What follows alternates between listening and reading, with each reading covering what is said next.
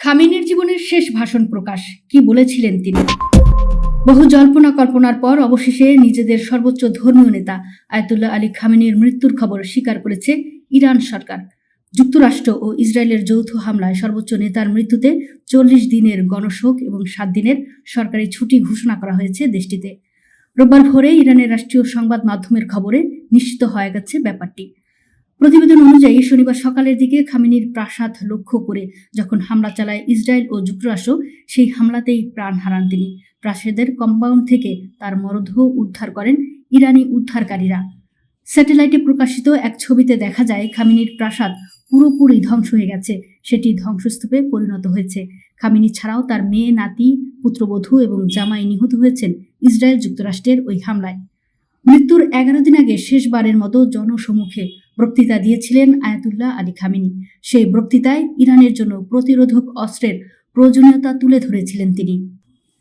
জেনেভায় যখন ওয়াশিংটন ও তেহরানের পরোক্ষ আলোচনা শুরু হয়েছিল, তখন তিনি ওই বক্তৃতা দিয়েছিলেন।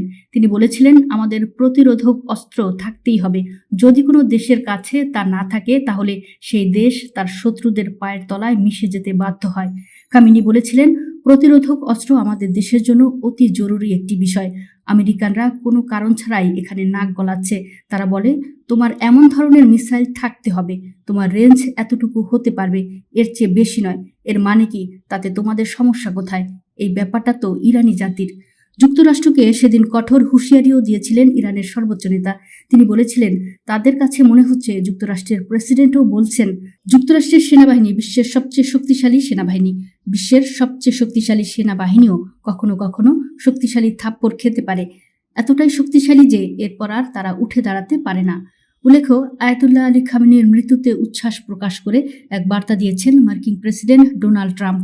মার্কিন প্রেসিডেন্ট ডোনাল্ড ট্রাম্প ট্রুথ সোশ্যালে লিখেছেন, খামেনি ইতিহাসের অন্যতম দুষ্ট ব্যক্তি, মারা গেছেন। এটি শুধু ইরানের জনগণের জন্য ন্যায় বিচার নয়, বরং সারা বিশ্বের বিভিন্ন দেশের সেই মহান আমেরিকানদের জন্য ন্যায় বিচার, যারা খামেনি ও তার রক্তপিপাসু সন্ত্রাসী দলের হাতে নিহত বা ক্ষতবিক্ষত হয়েছেন।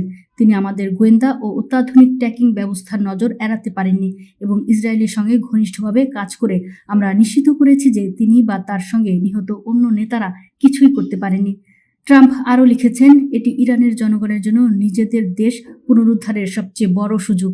আমরা শুনেছি যে তাদের IRGC সামরিক বাহিনী এবং অন্যান্য নিরাপত্তা ও পুলিশ বাহিনীর অনেকেই আর যুদ্ধ করতে চান না এবং আমাদের কাছ থেকে নিরাপত্তা চাইছেন। তিনি যোগ করেন, আমি গত রাতে বলেছি, এখন তারা নিরাপত্তা পেতে পারে, পরে তারা শুধু মৃত্যুই পাবে।